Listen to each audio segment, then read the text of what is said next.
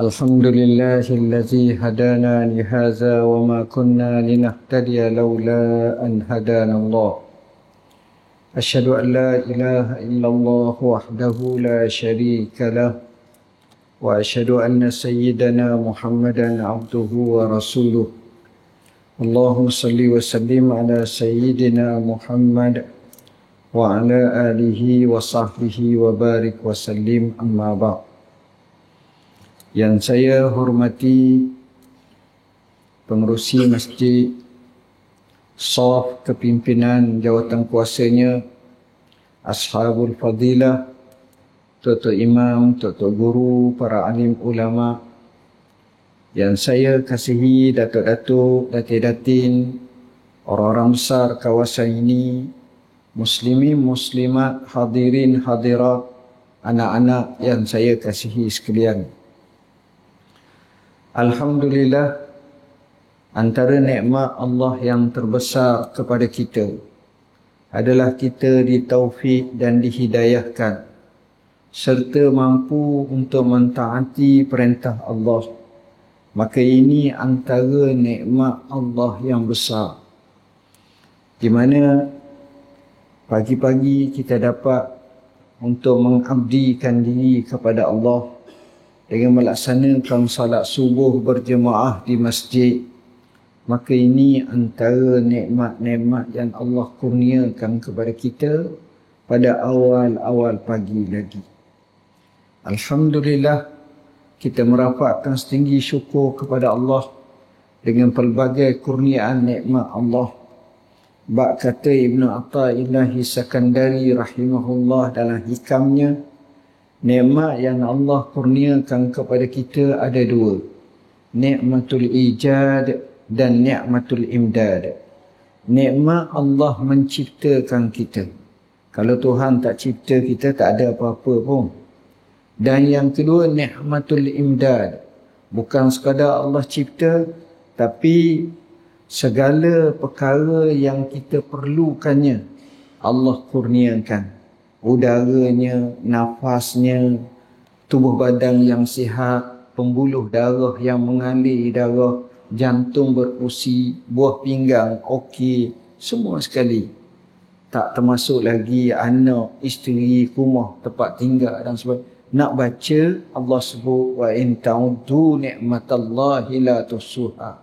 Kalau kamu nak hitung nikmat Allah, nescaya kamu tak terhitung betapa banyaknya nikmat Allah Subhanahu wa taala ini. Hadirin hadirat yang dirahmati Allah, pada pagi ini satu tajuk sedikit kelainan, iaitu bagaimana cara kita berinteraksi dengan non-Muslim. Bila kita sebut cara berinteraksi di sini, sudah tentu kita akan rujuk kepada Rasulullah sallallahu alaihi wasallam yang menjadi ikutan kita. Sebagaimana firman Allah Ta'ala, laqad kana lakum fi rasulillahi uswatun hasanah liman kana yarjullaha wal yawmal akhir wa dzakarallaha katsira.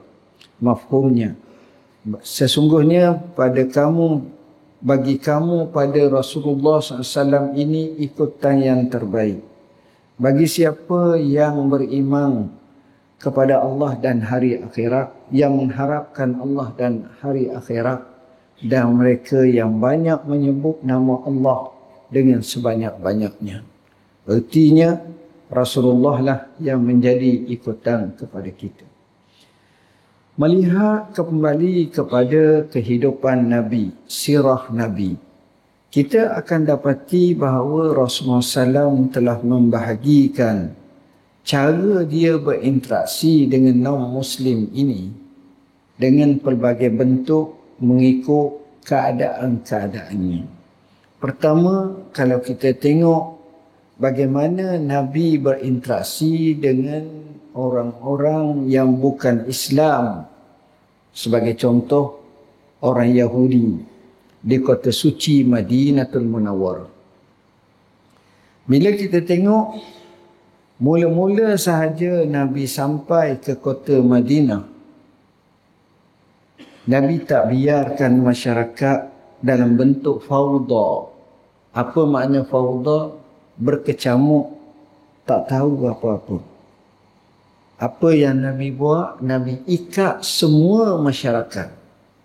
Sama ada Muslim, non-Muslim. Apa yang dinamakan dengan Mitsaq Madinah. Piagam Madinah. Bahasa moden perlembagaan. Dustur yang telah dibuat oleh Rasulullah SAW. Dan bila kita kaji betul-betul Nabi buat tentang perlembagaan Madinah ini, inilah perlembagaan yang teradil di muka bumi ini. Daripada dulu lagi sejak ditulis sampailah zaman moden sekarang ni, mana-mana negara pun tak boleh nak lawan dengan apa yang Nabi buat. Boleh cek tuan-tuan.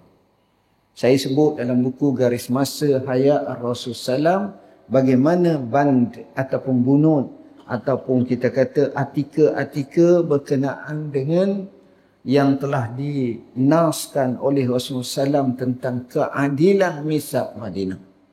Antaranya berkenaan dengan orang Yahudi.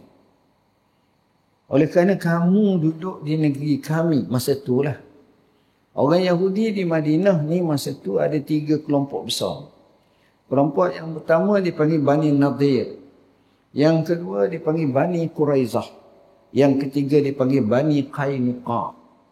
Tuan-tuan boleh tengok kelompok-kelompok Yahudi cabangannya ini. Duduk di Madinah. Apa Nabi buat kepada mereka selepas diikat dengan perlembagaan Madinah? Mereka boleh dari segi akidah. Hurriyatul akidah. Kamu nak beriman cara kamu kepada kamu lah. Selama mana kamu telah mengikat diri kamu sebagai warga negara Hakul Muwatin di kota Madinah Al-Munawwarah, kamu bebas berakidah kamu. Orang Yahudi kata waqalatil yahud Uzair ibn Allah. Orang Yahudi kata Uzair itu anak Allah. Kepada kamu? Kamu bebas sebab kamu tak masuk Islam lagi. Bila masuk Islam, barulah kena ikut peraturan Islam. Kamu dimuamalahkan berdasarkan kepada nas ilahi la ikraha fid din. Tidak ada paksaan dalam agama. Kita tak paksa orang untuk mereka masuk Islam. Tapi bila masuk, mereka terikat dengan peraturan kita ini. Kedua, yang dipanggil sebagai istiqlal az-zimmah al-maliyah. Maknanya mereka boleh untuk memiliki harta mereka seberapa banyak. Bebas, mau nak milik harta milik. Cuma bila Nabi datang, kebijaksanaan Rasulullah SAW dengan fatanahnya diasuh kepada para sahabat, akhirnya pasar-pasar Madinah dikuasai oleh orang Islam. Oleh Abdurrahman bin Auf, oleh Uthman ibn Affan, oleh ramai lagi para sahabat radhiyallahu anhu. Menentang dan membasmi permasalahan ribawi, penipuan, semuanya itu disusun berdasarkan iktisad Islami. Akhirnya Madinah benar-benar mengamalkan Islam 100%, bukan juz'i, tapi keseluruhannya. Begitu juga Rasulullah sallallahu alaihi wasallam menetapkan agar mereka hendaklah membantu dalam himayatul watan, menjaga negara Madinah ni. Tapi apakan daya perangai Yahudi zaman dulu lagi, di mana sifat mereka ni menipu. Sifat mereka ini antaranya mukir janji. Dan ini dilakukan. Apabila berlakunya perjanjian, apabila berlakunya peperangan Uhud, mereka juga memberi saham. Sementara hal lagi pada peperangan Khandaq pada tahun 5 Hijrah, di mana mereka inilah yang cuba bergabung dengan puak-puak Ahzab seramai 10,000 orang nak menentang orang Islam. Tapi akhirnya balasan Rasulullah SAW memerangi Bani Quraizah berdasarkan kepada nas yang sahih. Rasulullah SAW menyatakan la yusalliyanna ahadukumul asra illa wa fi Bani Quraizah. Tidaklah seseorang daripada kamu boleh sembahyang asar sehingga sampai ke Bani Quraizah. Maknanya Nabi nak suruh sahabat segera pergi ke Bani Quraizah, kepung mereka, lawan mereka kerana mereka telah mencabul perjanjian yang telah mereka akadkan bersama Rasulullah SAW dalam mempertahankan kota suci Madinah Al-Munawwarah. Begitu juga Rasulullah SAW memberi keadilan yang sempurna. Rasulullah SAW beri keadilan 100% kepada mereka. Dan tidak ada double standard. Pernah satu ketika dua orang Yahudi bertanya kepada Rasulullah. Sebab masa tu mereka ni beriman dengan kitab Taurat dengan sebenar-benarnya sebahagiannya. Kerana di kalangan mereka ada yang berzina. Ada sepasang zina. Jadi tanya Rasulullah, kok dapat hukuman ringan? Nabi kata, kalau apa agama kamu, maka mereka pun bagi tahulah diam-diam. Nabi kata, baca betul kitab kamu, angkat tengok. Rupa-rupanya kena rejam juga. Yang dalam Islam memang seperti itu. Asy-syaikhu wasy-syaikhatu iza zanaya farjumuhumal battah. Ayat ini dinasahkan bacaan, dikekalkan hukum berdasarkan fatwa dan juga pendapat Sayyidina Umar ibn Al-Khattab yang diriwayatkan dalam hadis sahih riwayat Al-Bukhari. Akhirnya Nabi hukum rejam pada mereka.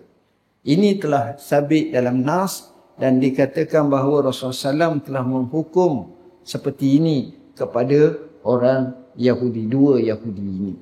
Begitu juga kalau kita tengok Rasulullah SAW saling nasihat menasihati supaya buat baik antara satu sama lain. Jadi kaedah Nabi tak kira orang Islam ke non-Muslim ke, bila dalam negeri sama Nabi beri nasihat. Sebab kita kena faham Rasulullah SAW ini semua yang ada di kalangan umat ni, umat dia belaka. Umat Nabi belaka. Orang Islam pun umat Nabi, orang bukan Islam pun umat Nabi. Tapi jangan berhenti setakat tu. Umat ni ada dua jenis. Satu dipanggil ummatul ijabah, satu lagi dipanggil ummatul dakwah. Apa makna ummatul ijabah? Umat ni yang telah memeluk Islam, yang telah menerima Rasulullah SAW, yang beriman kepada Allah. Yang kedua ummatul dakwah, kerjanya kita dakwah mereka supaya masuk Islam, supaya mereka ikut agama sebenar.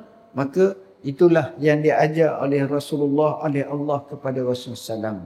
Allah berfirman, walau kunta fazzan ghalizal qalbi lam faddu min hawli.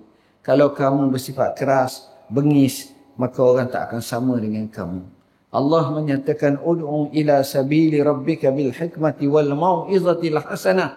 Kamu serulah mereka ke jalan Allah dengan hikmah dan kebijaksanaan, peringatan yang benar-benar baik. Akhirnya kita tengok cara Rasulullah SAW ni nasihat. Baik. Seterusnya kalau kita tengok Rasulullah SAW ni, dia memang bersifat kata orang pemaaf dan berlebih kurang. Dalam arti kata lain, Rasulullah SAW tidaklah menunjukkan bahawa penentangan kepada mereka sehingga sampai mereka ini liar daripada agama Allah.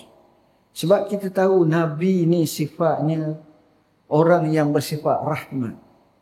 Wa ma arsalnaka illa rahmatan lil alamin. Dan tidaklah kami utuskan kamu hai Muhammad melainkan pembawa rahmat kepada sekalian alam. Kisah bagaimana orang Yahudi. Nabi hormat kepada orang Yahudi yang tak ada masalah dengan dia. Nabi hormat, tak ada masalah. Ada seorang perempuan Yahudi datang rumah Rasulullah SAW. Nabi tak ada. Yang adanya Sayyidatina Aisyah radhiyallahu anha. Perempuan tua Yahudi. Minta sedekah. Aisyah cari di rumahnya ada hanya sebiji atau beberapa biji wakhma, buah tamar. Lalu Aisyah pun bagi. Bila Aisyah bagi, orang Yahudi ni tengok Nabi bagi, Aisyah bagi, dia pun doa. Perempuan tu ni, semoga Allah selamatkan kamu daripada azab kubur. Terkejut Aisyah. Bila Rasulullah SAW pulang, Aisyah ceritakan. Aisyah pun khabarkan apa yang berlaku. Bila Aisyah khabarkan apa yang berlaku, Nabi jawab, azabul qabri haqqun. Azab kubur tu benar berlaku. Ada. Daripada situ menunjukkan kepada kita bahawa kepercayaan mereka sebahagiannya ada yang bersamaan dengan Islam. Kemudian kita tengok begitu juga orang Yahudi, seorang perempuan yang telah meracun Rasulullah sallallahu alaihi wasallam ketika mereka berada di Khaybar. Seorang perempuan tanya orang Islam, Nabi ni suka makan apa paling suka? Mereka kata jenis peha kambing bawah kaki tu, kat keting tu, peha kambing yang dipanggang. Dia setia. Dia angkat kat Nabi, kemudian Nabi makan, rupa-rupanya dia letakkan racun. Maka turunlah wahyu peringatan Allah, kata racun. Terkejut Nabi. Nabi pun panggil dia, kenapa? Dia kata, aku nak tahu adakah kamu Nabi atau tidak. Kalau kamu betul Rasulullah, kamu akan diselamatkan. Sampai tahap tu. Dan Nabi SAW dalam riwayat hidupnya ketika akhirnya menyatakan, aku masih lagi merasa kesan-kesan racun. Sebab itu setengah ulama menyatakan walaupun beberapa tahun selepas pada itu, tapi kesan racun amat-amat berbisa. Dengan sebab itu ada kata Rasulullah juga mati syahid kerana berdasarkan peristiwa tersebut. Tuan-tuan dan puan-puan yang dirahmati Allah, Nabi maafkan. Nabi maafkan. Begitu juga kita tengok kisah orang-orang Taif. Orang Taif ni keras, tuan-tuan. Kita ingat lembut tapi keras. Nabi menjangkakan orang Taif akan backup Rasulullah SAW, tolong Nabi. Tapi mereka tidak rupa-rupanya. Apa yang mereka buat? Bila Nabi datang ke kota Taif, yang jaraknya tak jauh lah, naik bas sekarang ni, naik ni 2 jam sampai dah. Dia dekat daripada Madinah, jauh lah, dekat. Sejam lebih pun boleh sampai kat 2 jam. Mereka suruh anak-anak muda mereka baling batu kat Rasulullah SAW. Sehingga Rasulullah terpaksa menyangga dengan siku dia. Bila cangga dengan siku ni, ada yang berdarah sikit Rasulullah. Maka tempat Nabi sangga tu dijadikan masjid, namanya Masjid Al-Qa' sekarang. Al-Qa' bahasa Arab, Qa' ni makna siku.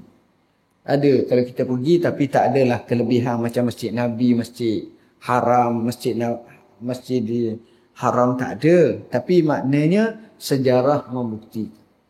Sehingga Nabi pergi di sebuah tempat kebun kurma. Masih lagi dikekalkan tempat tu kebun kurma. Tapi pemiliknya bersilih ganti dah lah. Bila sampai di tempat tersebut, Nabi angkat tangan. Nabi mengadu kepada Allah. Allahumma inni ashku dha'fa quwwati wa qillata hilati wa hawani 'ala nas ila man takiluni ila ba'idin yatajahhamuni am ila qaribin mallaktahu alayya illam yakum bika alayya ghadabun fala ubali au kama. Nabi merintih, Nabi doa. Nabi kata, ya Allah, sesungguhnya aku mengadu tentang lemahnya kekuatanku, sedikitnya helah kemampuanku, dan hinanya ku di kaca mata manusia. Kepada siapa, ya Allah, kamu nak serahkan aku? Kepada orang jauh seperti orang Taif ni yang akan menjahannamkan aku? Atau kepada orang dekat, orang Mekah yang menguasa dan menindas aku? Aku tak kisah. Selama mana aku tidak mendapat kemurkaan kepada kamu, tapi kamu redha kepada aku, aku sanggup apa yang berlaku. Malaikat datang. Di mana malaikat diperintahkan Allah, sama ada nak ambil akak bukit gembah atas kepala mereka semua, hancur selebu-lebunya, sebagaimana ummah terdahulu yang menderhakakan Rasul masing-masing. Tapi Nabi tak. Nabi kata, la'allallah an yukhrija min aslabihim man ya'budullah. Tidak. Mudah-mudahan Allah lahirkan daripada tulang sulbi mereka yang beriman kepada Allah, yang menyembah kepada Allah pada akhirnya. Benar sekali. Selepas Rasulullah SAW wafat, tahun ke-11 Hijrah, kebanyakan negara ataupun tempat murtad. Sama ada ikut Nabi palsu, sama ada tak nak bayar zakat, sama ada menyatakan syariat Islam telah dimansuhkan dengan wafatnya Rasulullah SAW. Tempat tiga je tak murtad, hak masyhurnya, iaitu di kota Madinatul Munawwarah, di Makkatul Mukarramah dan di Taif. Ini menunjukkan kepada kita berkat doa Nabi, mereka istiqamah dan mereka berpegang kepada agama Allah. Cara Nabi berinteraksi dengan mereka itu dengan cukup baik. Kalau kita tengok pula bagaimana Rasulullah sallallahu alaihi wasallam dakwah kepada agama-agama lain, dan kita akan tengok macam mana Rasulullah SAW dia cukup baik.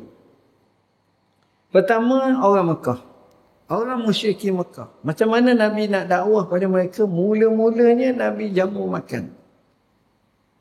Nabi jamu makan. Bila Nabi jamu makan, sudah mereka makan, Nabi pun pesan kepada mereka, anqizu anfusakum minan nar, qulu la ilaha illallah tuflihu. Kamu selamatlah diri kamu daripada api neraka dan katakanlah la ilaha illallah, nescaya kamu selamat. Masa itulah Abu Lahab bangkit dan marah. Ada riwayat yang lain, pada waktu pagi Nabi sebut wa sabaha. Maknanya satu kalimah yang memberi makna ada berita besar aku nak bagi tahu. Semua datang. Lalu Nabi pun sampaikan dakwah. Ketika itulah Abu Lahab berkata, tabballaka sa'iral yawm alihaza jama'tana. Celaka kamu hai Muhammad sepanjang hari ini, kerana ni kamu nak kumpulkan kami. Oleh kerana dia mencelakakan Nabi sekali, Allah mencelakakannya dua kali. Tabbat yada abi lahabin watab. Telah binasa, celakalah kedua belah tangan Abu Lahab dan binasalah. Dua kali kena binasa kerana dia telah menghina Rasulullah SAW. Dan surah Al-Masad terang-terang menceritakan betapa hinanya Abu Lahab sampai di penhujung usia, bahkan telah diregister sebagai ahli neraka, sebagaimana Allah sebut, sayasla naran zata lahabin wa imra'atuhu hammalatal hatab fi jidha hablum min masad. Kemudian kalau kita tengok Nabi ni, dia berinteraksi dengan orang Yahudi. Dia pernah menggadaikan baju besinya kepada orang Yahudi kerana dia nak dapatkan sedikit makanan. Kata ulama, bukan Nabi tak boleh nak suruh sahabat bayar, tetapi nak gambarkan dari segi interaksi dengan orang bukan Islam, non-Muslim. Jika sekiranya membabitkan masalah muamalat, dia bebas. Cuma satu je, jangan mereka gunakan kekayaan yang mereka miliki itu untuk menentang Islam secara langsung. Yang itu tak boleh lah. Seolah-olah kita beri senjata kepada musuh untuk membunuh kita. Itu tidak bijak dan itu memang tidak dibenarkan. Kemudian kita tengok Rasulullah SAW berinteraksi dengan orang-orang yang besar di kalangan non-Muslim. Pemuka-pemuka, pemimpin-pemimpin negara mereka masing-masing. Orang-orang besar. Nabi hantar surat kepada Kisra, Raja Rom. Nabi hantar surat kepada Kaisar, Raja Rom. Nabi hantar surat kepada Kisra, Raja Parsi. Nabi hantar surat kepada Muqawqis, Raja Kibti ataupun orang Mesir. Nabi hantar surat kepada Raja Habsyah, Ethiopia, Najasyi. Nabi hantar surat kepada macam-macam lagi. Dan kisah Nabi hantar surat, Nabi beradab. Nabi sebut contohnya, Assalamu ala manittaba'al huda. Salam kepada orang yang mengikut petunjuk dan hidayah. Surat Nabi jelas. Kalau kita baca dalam Sahih Bukhari, hadis yang amat panjang. Nak kisah memang tak sempatlah, masa panjang. Hadis yang cukup menarik. Bagaimana bila selesai sahaja perjanjian Hudaibiyah tahun 6 Hijrah, Nabi mengambil kesempatan, Nabi hantar surat sebanyaknya.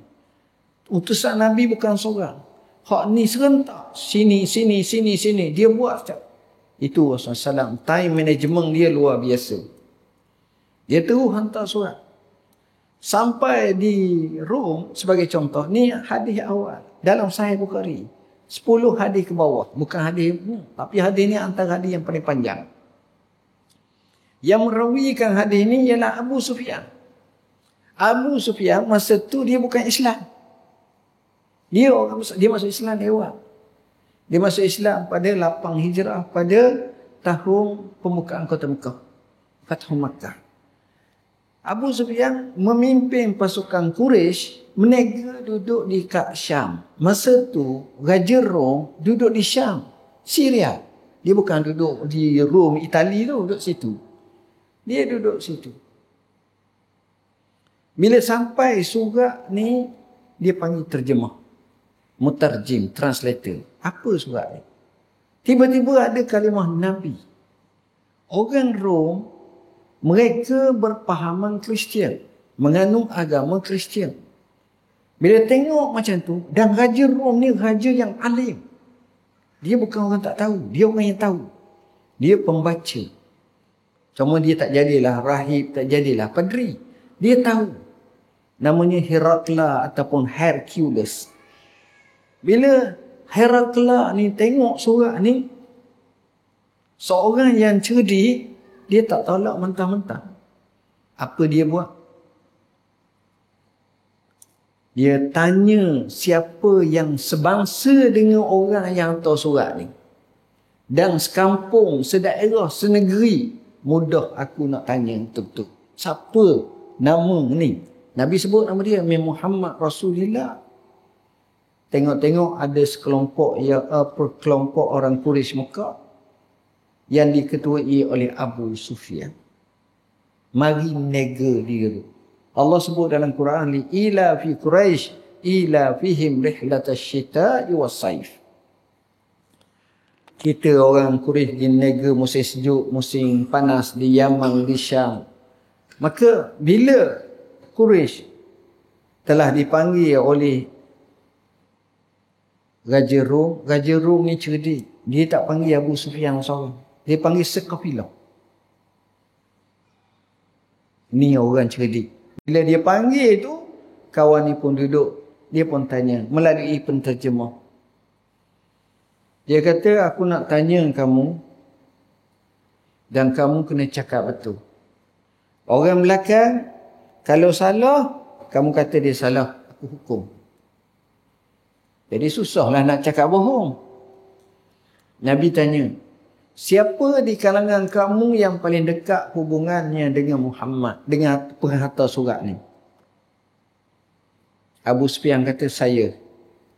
Titih waris dia, keluarga tu tak jauh, dekat.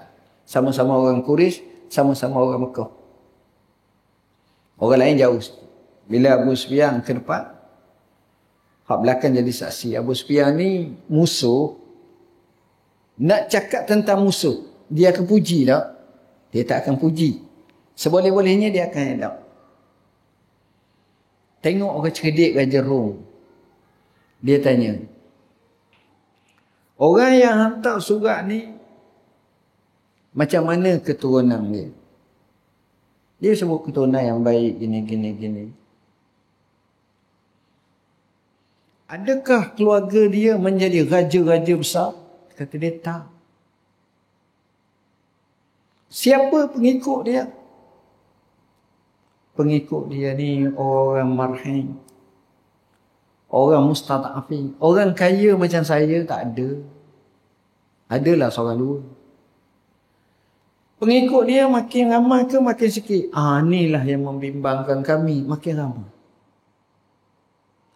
Bagaimana kamu perang tak mereka? Kita tak beri muka, kita perang.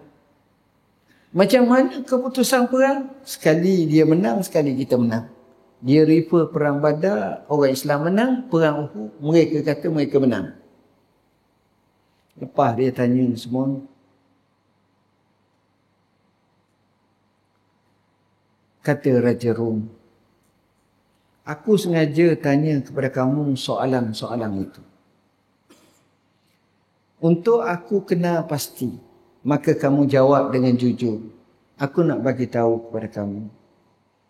Adapun dia ini keturunan yang baik, ini adalah sifat Nabi-Nabi dan Rasul-Rasul.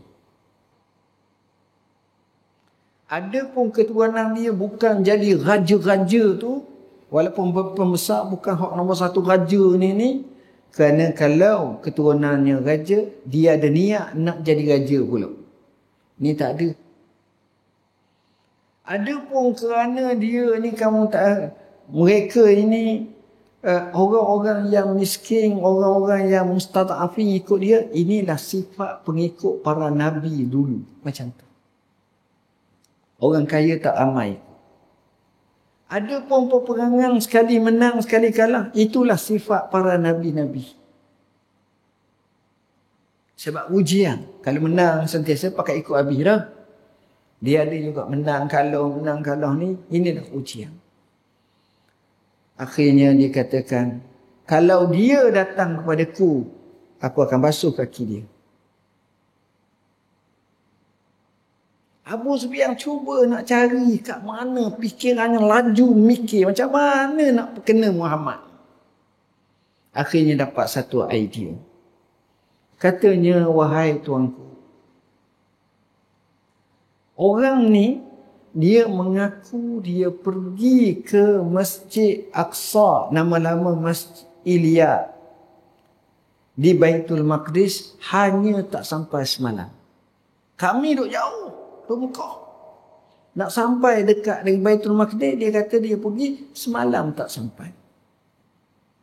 Raja Rom terhenti. Tapi agama Allah mesti ada yang bela. Seorang daripada Tok Siak ataupun Tok Lebak agama Kristian, dia kata, wahai tuanku, saya rasa saya ada jawapan. Menjadi kelaziman masjid ataupun tempat ibadat mereka kawasan tu mereka akan kunci pada waktu malam. Sudah orang balik, dia kunci. Pintu daripada kayu besar. Macam style negeri Arab lah. Kita tengok pintu Masjid Nabi besar. Begitulah. Sana pun sama. Satu malam saya pun sudah orang keluar, saya nak tutup. Tak boleh tutup. Saya panggil 2-3 orang. Tak boleh. Saya pakat 5-6 orang. Ramah lagi tolak. Tak boleh. Saya pakat lagi ramah-ramah. Tak boleh. Saya panggil tukang kayu. Cek balik untuk tengok. Tengok-tengok tak ada rosak apa. Akhirnya saya panggil padri yang alim di kalangan kita. Mereka tengok ke langit, tengok. Dan dia kata, untuk malam ni, pintu ni jangan tutup kerana mungkin ada tetamu istimewa akan datang malam ni. Esok pagi boleh tutup macam biasa dah. Masih lagi ditinggalkan sedikit bukti bahawa berlakunya Isra' dan Mi'raj ke Masjidil Aqsa. Kita tak ada tu pun kita percaya sebab Quran pun sebut. Tapi nak ceritanya, akhirnya tak ada lagi hujah Abu Sufyan dan Abu Sufyan meriwayatkannya selepas dia masuk Islam. Kisah tersebut. Nabi hantar surat. Nabi nak pujuk mereka dengan bahasa yang baik. Najasyi Nabi puji. Bahkan riwayat yang sahih, riwayat Bukhari, bila Najasyi mati, Allah wahyukan kepada Nabi. Dan Nabi sembahyang gaib. Itulah sembahyang jenazah gaib yang menjadi hujah dalam mazhab Syafi'i. Begitu juga kepada surat-surat yang lain. Macam mana lagi Nabi interaksi dengan orang Yahudi yang lain? Ataupun dengan orang bukan Islam. Satu hari Nabi SAW dengar salah seorang yang khidmatkan Nabi orang Yahudi. Anak muda Yahudi, mungkin 10 tahun atau lebih sikit atau kurang sikit. Dia khidmatkan Nabi. Ni hadis sahih riwayat Bukhari. Bila dia khidmatkan Nabi, tiba-tiba dia sakit. Nabi tahu dia sakit ni parah. Nabi pergi ziarah di Madinah. Bila Nabi ziarah, Nabi tengok kat dia. Nabi kata kepada dia, aslim, masuk Islamlah kami. Dia ni tengok kepada bapa dia.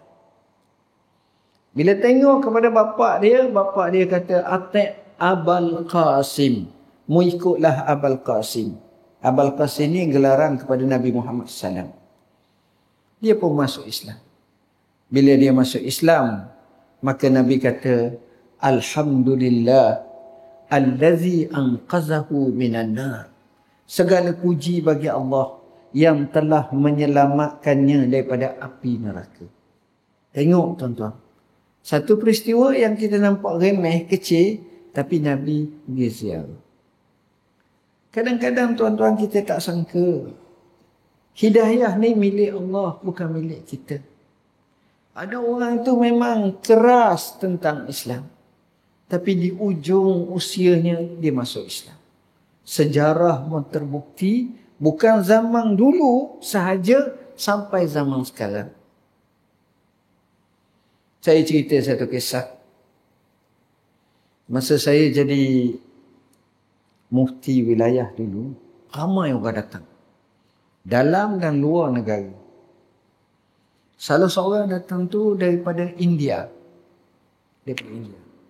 Namanya Fadilatul Syekh Kalim Siddiqi. Orang pendakwah yang hebat, yang ada juga kena-mengena dengan Abil Hasan Ali Nadwi. Masya Allah, dia orang yang cerdik, bijak, pandai pendakwah. Masa dia cakap dengan saya, dia cerita kepada saya, dalam dakwah dia ni, ada seorang Hindu yang masuk Islam. Ramai, tapi seorang ni pelik. Special.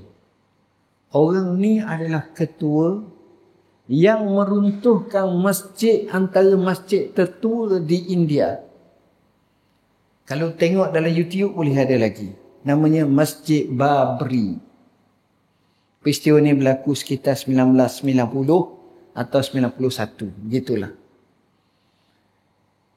Kalau tengok gambar, dia naik atas utuh masjid, atas bumbung ni. Atau bukan bumbung lah, atas kubah masjid. Dia pecah. Dan peracur masjid tersebut. Bukan dia seorang lah, ramai. Dia kepala. Dia buat. Dengan kah dia. Tapi peliknya akhirnya dia masuk Islam. Dia masuk Islam. Di tangan Syekh Kalim As-Siddiqi. Dia ni, selepas dia buat kerja ni, hatinya tak tenang. Dia lari sini, lari sini, lari sini. Dia tak tenang. Ketenangan berlaku apabila dia masuk Islam. Dan dia telah menazarkan diri dia, sebagaimana aku telah rosakkan masjid, punahkan masjid tersebut, aku berjanji bernazar untuk membina sekian-sekian banyak masjid. Saya lupa 100 ke berapa. Dan dia buat. Saya terus kata kepada Dr. Kalim Siddiqi ni, Syekh, kau bawa orang tu sekali, aku nak tengok. Takdir Tuhan, setahun ataupun 2 tahun selepas tu, dia datang kat saya. Bawa orang tu. Masya Allah. Pakaian sudah berubah lah, dah Islam lah ni. Dia pakai jenis, pakai kain plekat, baju corta tu. India. Kan macam tu. Macam jenis tabligh tu dia pakai. Canggut ada. Muka ni gelap, tapi dia jenis kulit gelap, tapi bersih. Daripada masuk temu kita dekat sejam tu, cakap, dia duduk. Tunduk. Tak cakap. Saya tanya kepada Syekh tu, tanya dia gini-gini, dia jawab sepatah dulu. Itu hormat. Berubah sakal. Ini hidayah Allah bagi. Dan 2-3 hari lepas saya kebetulan tengok scroll dalam, sekarang ni banyak kan WhatsApp dalam ni. Ceritanya dia telah meninggal dunia dah. Orang tu mati dah. Tengok asalnya Allah, Tuhan saja yang tahu. Penentang tegar Islam. Tapi akhirnya hidayah daripada Allah. Sebab itu kita tak boleh sangka benda-benda macam ni. Banyak kisah. Orang hak jenis baik, tak berapa baik ni masuk Islam tu, hak tu kita tak berapa kisah sangat. Tapi hak ni hak kepala ni, tiba-tiba Allah hidayahkan kepadanya. Dan kisah-kisah seperti ini bukanlah kisah yang sedikit, terlalu banyak. Seterusnya, bagaimana Islam dan Rasulullah SAW ajar kepada kita berinteraksi dengan orang bukan Islam. Terutamanya kalau ada hubungan keluarga. Ibu kita, bapa kita yang bukan Islam. Kalau Islam, Alhamdulillah. Ni hak bukan Islam. Adakah kita boleh menghendakkan dia, memusuhi dia? Tidak. Pernah berlaku Asma binti Abi Bakar, anak Abu Bakar. Mak dia tak masuk Islam. Mak dia duduk di Mekah. Nak mari ziarah anak perempuan dia Asma di Madinah. Asma ni isteri kepada Zubair ibn Al-Awwam. Asma ni nak buat macam mana? Dia terus beritakan kepada Rasulullah, ya Rasulullah, saya nak buat macam mana? Adakah saya sambut dia baik ataupun saya tak payah apa-apa? Nabi kata, kau layanglah dia baik, kau sambutlah dia baik. Dia mak kamu. Allah sebut dalam Quran, wasahibhuma fid dunya ma'rufa. Kamu hendaklah bersahabat ataupun buat baik kepada kedua-duanya yang bukan Islam ni, ibu bapa kamu yang bukan Islam ini, secara yang ma'ruf. Ini dia. Jadi dia sambut. Dia tak kisah. Cerita seperti ini berlaku kepada Sa'd bin Abi Waqqas. Ni di Mekah. Sa'd masuk Islam. Mak tak masuk Islam. Mak ni pula tahu Sa'd ni jenis orang yang taat kepada mak dia. Jadi mak dia pun buat satu cara, mak dia buat mogok lapar tak nak makan. Dia pun terus kata, saya tak nak makan. Wahai Sa'd, dia orang kata mak mati kerana kamu derhaka kepada mak, tak taat kepada mak, sebab mak suruh dia keluar daripada Islam. Suruh kufur. Sa'd ni fikir macam mana nak buat. Jamu makan sedap tak nak. Hak dia selera tak nak. Akhirnya Sa'd pun pergi kat mak dia, bawa makanan apa, hak sedap ke apa, cakap dengan mak dia. Dia kata, wahai ibuku, kalaulah Allah bagi kepada kamu dengan 100 nyawa. Bukan 1, 100. Di mana mak masih lagi tak nak makan, mati. Kemudian hidup balik, tak nak makan, mati. Kemudian siapa kata, saya tak akan keluar daripada Islam. Maka mak dia pun tak jadilah nak.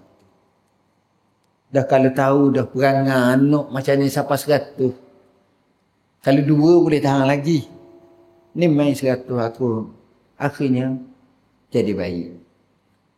Saya tak pasti sama ada dia masuk Islam atau tak. Tapi tak berlakulah mogok selepas pada itu. Ini cara pendekatan mereka ni dengan cara yang sebaik-baik. Dan cerita macam ni banyak.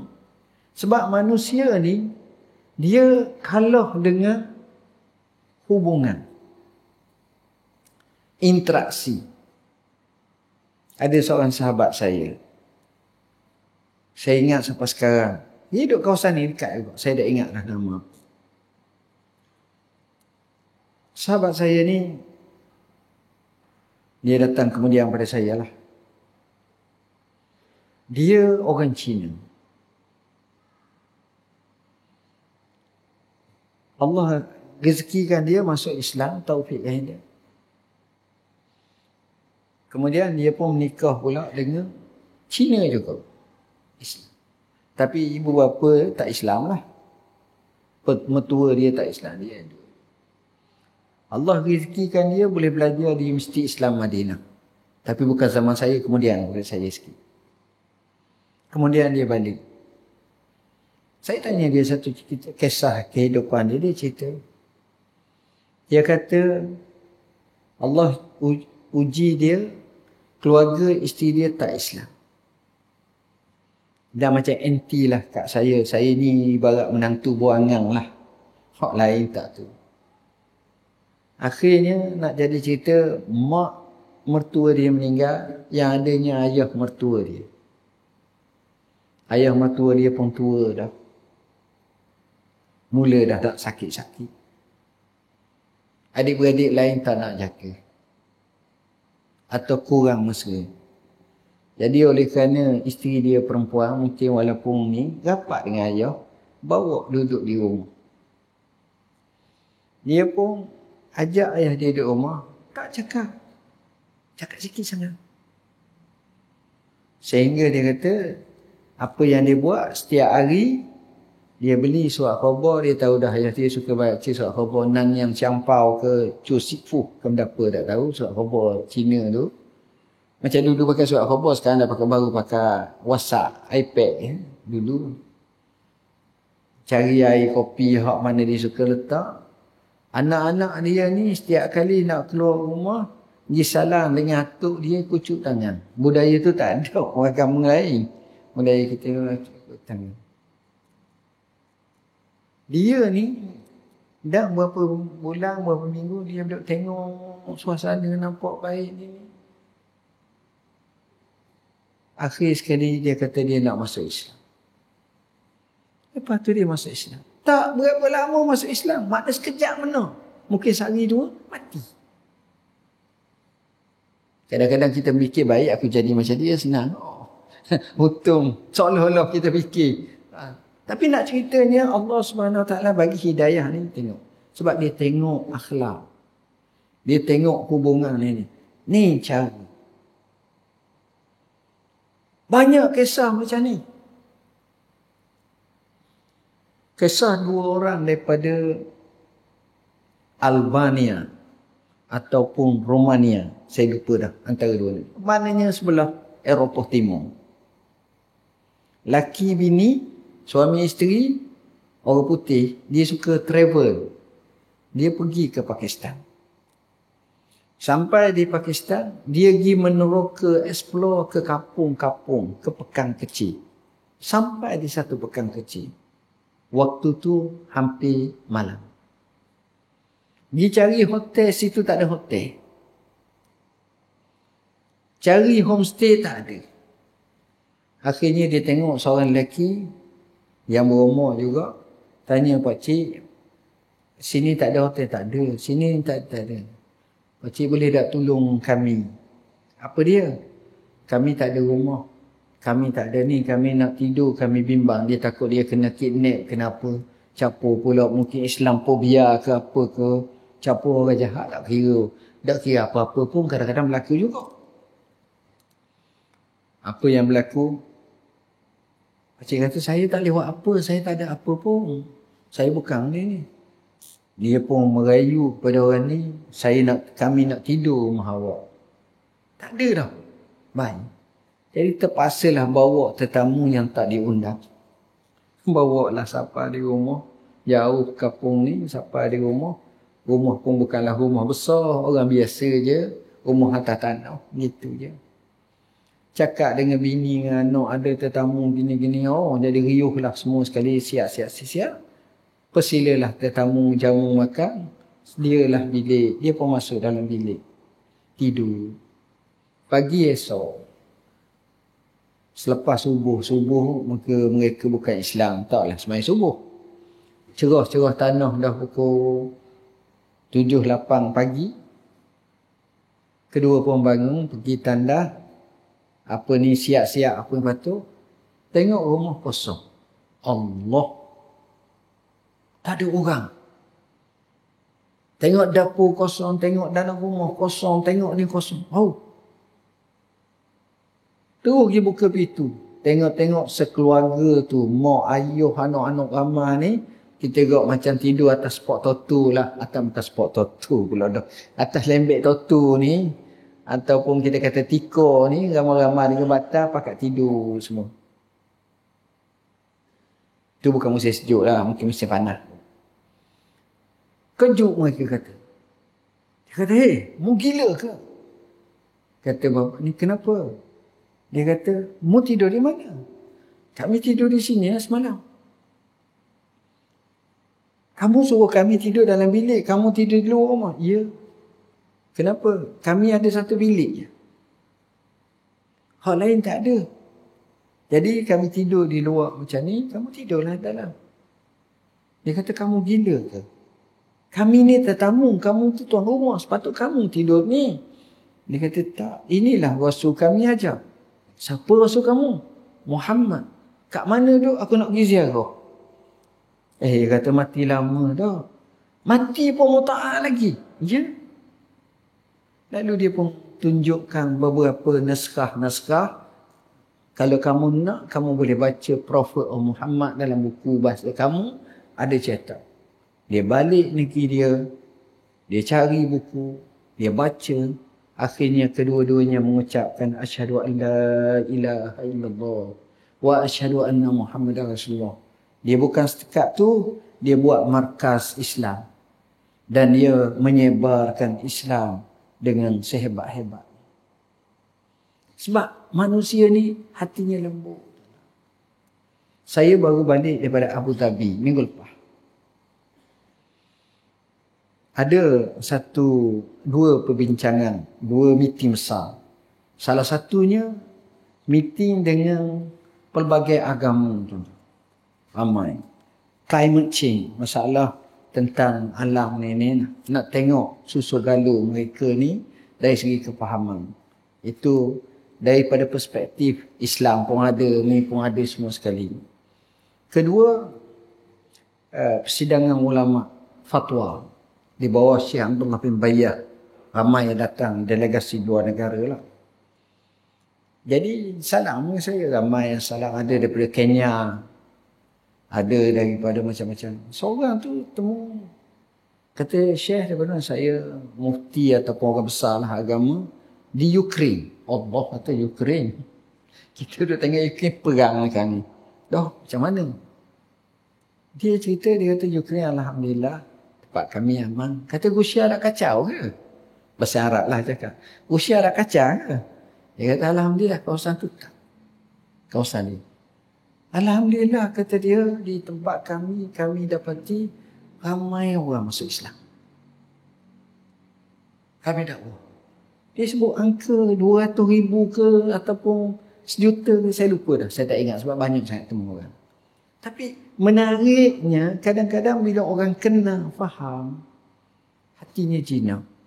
Maka Nabi ni, dia buat macam tu. Innakum tub'asu muyassirin, walam tub'asu mu'assirin. Sesungguhnya kamu dibangkitkan untuk memudahkan dan jangan memayahkan. Basyiru wala tunafiru. Kamu beri berita gembira, jangan meliarkan dan menakutkan orang. Sebab itu dalam Islam, jangan mulakan, mu tak buat ni neraka mu. Tak. Tapi ajaklah, jom kita buat ni, kita akan dapat masuk syurga. Dengan cara itu manusia akan lunak hati dia. Jadi sebenarnya banyak lagi saya nak sampaikan, masa tak sempat. Dalam berkenaan dengan interaksi dengan orang kafir ataupun orang bukan Islam, saya sebut dalam buku ni, termasuk hadis 40 ni. Ini buku popular. Hadis ni hadis yang ke-8. Orang ingat kita ni mesti nak perang, nak bunuh orang semua. Jawab ni tidak. Hadis ke-8 tu yang menjadi kontroversi. Umirtu an uqatilan nas. Aku diperintahkan untuk memerangi manusia. hatta yashhadu an la ilaha illallah, sehingga mengucap asyhadu an la ilaha illallah wa asyhadu anna Muhammadar Rasulullah. Adakah maknanya semua kena? Kami terangkan 20 helai satu persatu. Dan ditambah dengan apa yang saya sebut dalam buku ni, iaitu garis masa hayat Rasul Sallam yang terkait dengan undang-undang ataupun perlembagaan Kota Suci Madinah. Dan kita juga kalau boleh budayakan dengan budaya ilmu. Saya sebut dalam buku Tinta Nasihat dan buku terbaru kami, Anakku Inilah Pesanan Abah. Semua wakili bapa-bapa semua, saya nasihatkan kepada anak-anak kita dalam melayari ilmu pengetahuan dan musafir ke arah itu. Sekadar itu yang dapat saya sampaikan. Mudah-mudahan ia memberi manfaat kepada kita semua. Bahasa yang saya guna tidak sesuai, saya mohon maaf. Aqulu qauli hadza wa astaghfirullahal azim li wa lakum. Dan marilah kita doa kepada saudara-saudara kita di Palestin, khasnya di Gaza, yang amat memerlukan bantuan doa daripada kita. Bismillahirrahmanirrahim. Allahumma ya Allah, ya Rahman, ya Rahim, ya Jalali wal Ikram, ya munzilal kitab, wa ya mujriyas sahab, wa ya hazimal ahzab, ihzimhum wansurna alaihim. Allahumma ansur ikhwanana al-mustad'afin. Allahumma ansur ikhwanana min ahli Gaza. Allahumma anjil mustad'afina minal mu'minin. Allahumma rabbana hab lana min azwajina wa zurriyyatina qurrata a'yun waj'alna lil muttaqina imama. Rabbana atina fid dunya hasanah wa fil akhirati hasanatan wa qina azabannar. Wa sallallahu ala sayyidina Muhammadin wa ala alihi wa sahbihi wasallam. Walhamdulillahi rabbil alamin. Wassalamu alaikum warahmatullahi wabarakatuh.